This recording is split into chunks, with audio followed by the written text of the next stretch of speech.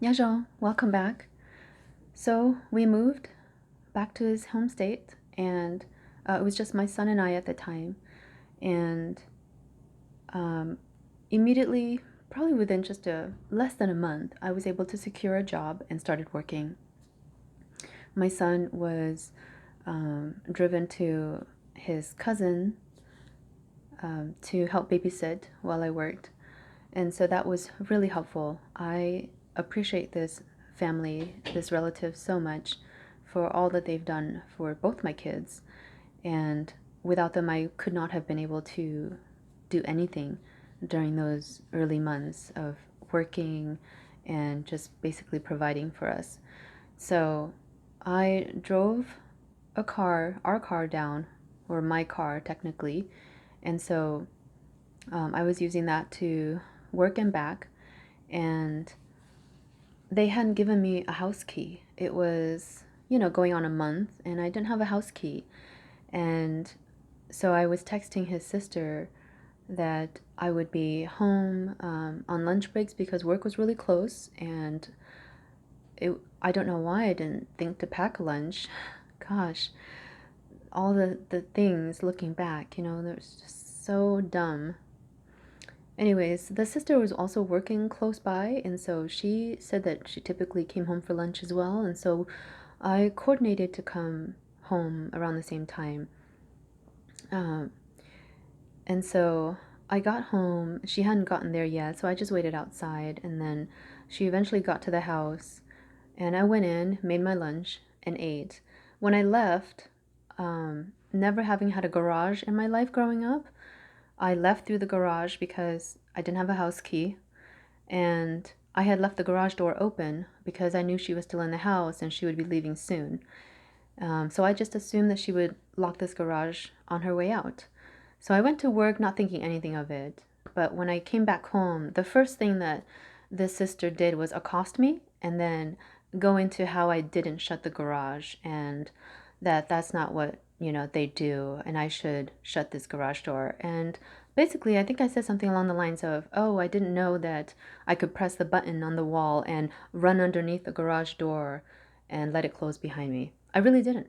I never had a garage growing up. Um, and so I said that back, and I don't know what happened.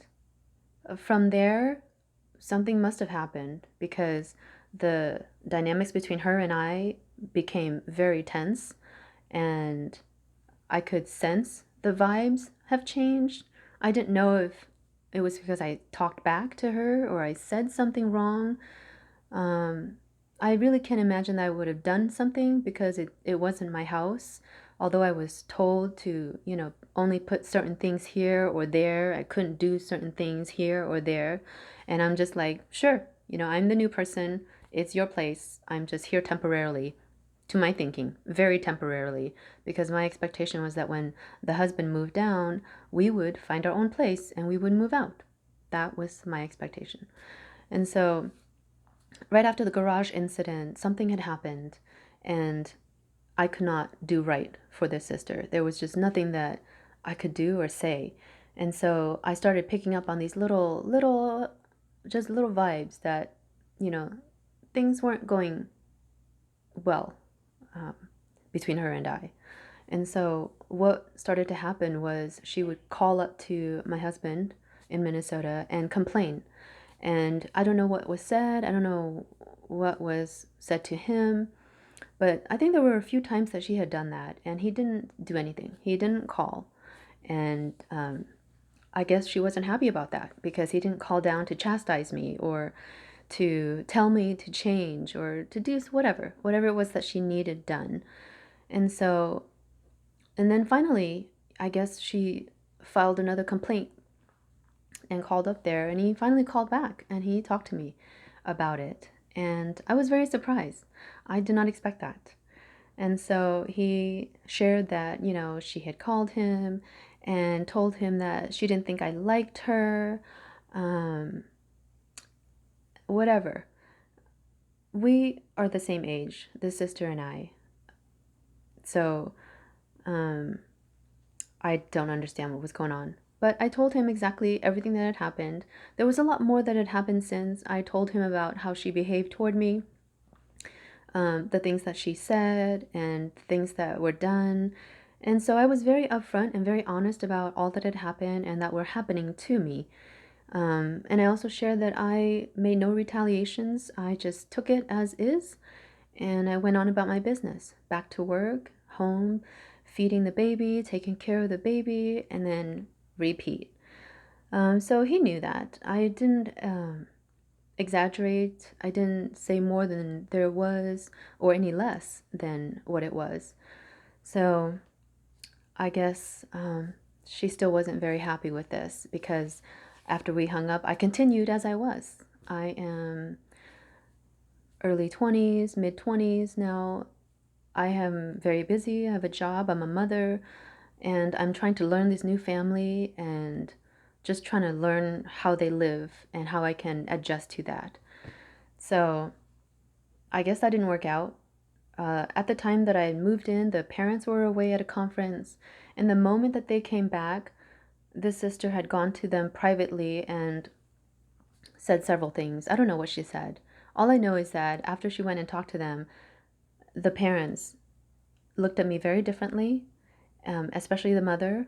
And from that moment on, I knew that if hell had a hole, it had just opened up under me. And I, I knew that I was now in a den of wolves. I'm just gonna call it what it is, okay? So I don't have a husband near. He is nowhere around that I could depend on and rely on. And so I am now stuck in this dark home with not allies, with strangers, really, just strangers.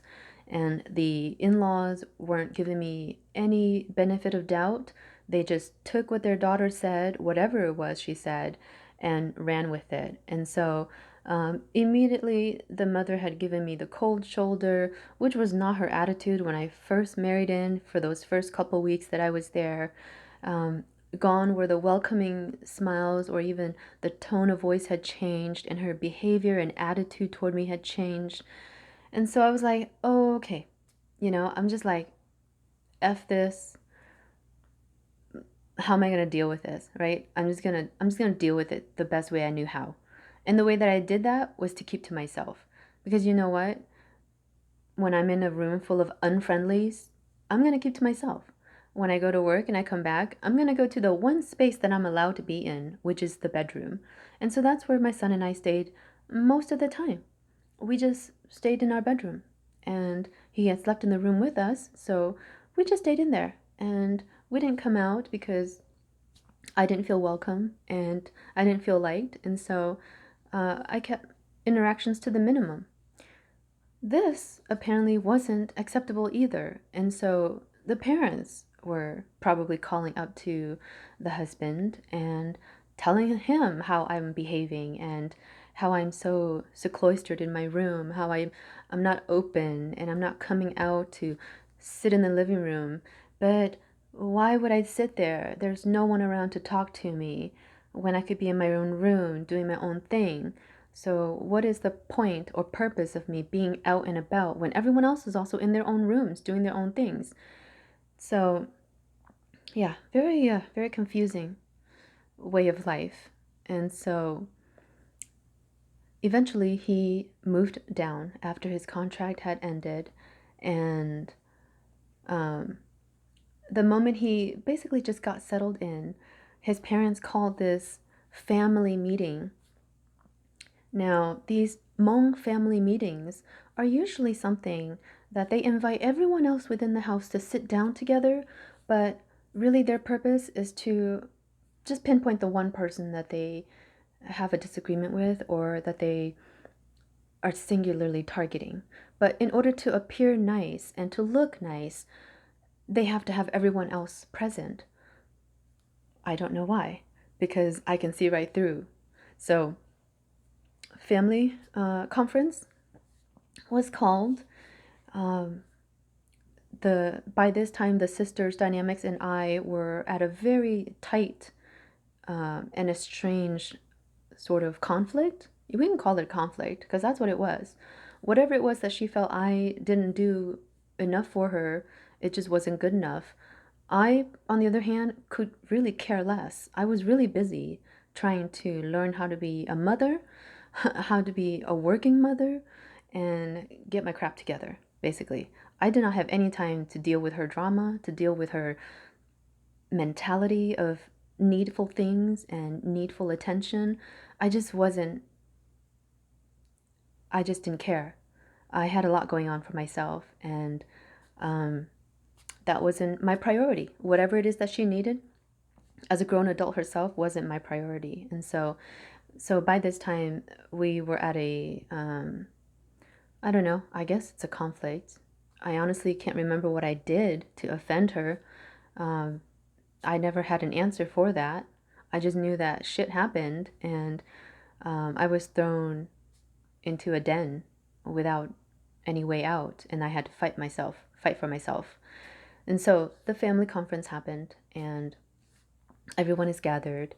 The whole time that the parents are talking, they are saying, they are basically trying to yell at me without yelling at me. They were saying things that only their daughter could have told them. They were talking about things that they weren't even present for to witness. And so I was just sitting there like, bring it all the F on. And something that my dad taught me is that when someone is accusing you of something you didn't do, you look them in the eye and you don't look down. You don't look away. Because if you're not wrong, if you didn't do anything wrong, why cower? Why why pretend? You know? And so when the mother talked, I looked her right in the eye. When the father talked, I looked him right in the eye. Whoever spoke in the room, I turned and I looked them right in the eye. And they couldn't hold eye contact with me. Not the mother, not the father. And I was just like sitting there. Beside me was the husband, and he sat there stoically silent while I had to take in all of this on my own. And I looked at him a couple times too, like, you're really going to just sit here in silence? You are really not going to defend me? You are really just going to let me, take this when I have told you from the beginning everything that was going on in this house without you? And so I was myself getting, um, I don't know how to describe it. I was getting mad, I was getting angry, but I couldn't express it. All I could do was look them in the eye. Whoever had something to say against me, or whoever had anything to imply against me, I just looked them in the face, like, just call it, say it. You know, if you're going to stand there and accuse me of something I didn't do, then say it to my face. But no one could look me in the eye. And so that family conference did not end well. The parents had asked the sister and I to apologize to one another and start over the next day. So I said, I'm sorry if I have done anything to offend you, and we will start over. And then when it came to her turn to apologize, she refused. She was not going to apologize. She threw a tantrum and she had to be taken away by all brothers. Um, and so I was like, and that is the end of that. And so nothing started new the next day. It was even worse. And what I learned from that family conference was that this is a man that I had married that was not going to choose me. This is a man that was not going to defend me, and he was not going to support me. And I knew after that night that I had no supporter in that household. I had no defender. I had no shoulder to lean on, and that I was screwed. I was going to have to be very careful. I was going to have to try really hard to remember things and stand up for myself and protect myself and my son. And when they, over time learned that they could not hurt me no matter what they say or did, they did something that I will never forget. And as a parent, this is something that doesn't go away. You don't forget this. You may forgive the trespassers, but you don't forget. And what they chose to do was to go through my son to hurt me. And in their behaviors, in their actions, they knew. They knew what they were doing because they knew that talking to me wasn't going to get what they wanted. They were not going to ever get a reaction from me. But if they went through my son and if they did things to hurt him, they knew. that's where my heart would bleed. And they weren't wrong, because it did bleed, you know? And, I can say that because that's what they did. And they did achieve their goal in hurting me that way. They just didn't see it at the time. But it's things like that that you log away. As a parent, it's unforgivable. It's kind of disgusting. But that happened. And I've never talked about it. I've told the husband about it. Um, but whether he chooses to believe me or not, that's up to him. I don't live my life lying, and I taught my kids never to lie. And so I don't see the purpose in why I would lie. I am living among strangers. My goal is to bring harmony and peace and to be a bridge maker. So why would I create tension and strife where there shouldn't be any among a family that should be loving and cohesive? But that wasn't the case. And so, yeah, that happened with the family conference, and I discovered that about my husband then, and I was in a very, very lonely place. I knew that I was headed for a very lonely road, and I did not have a friend or ally. And that was the beginning of just so much more to come. So, anything that could have happened, everything bad that could have happened, I had it all. So, that's it for today. Thank you so much for your time. I appreciate you being here, and we will pick up next time. Shinjiro. Bye.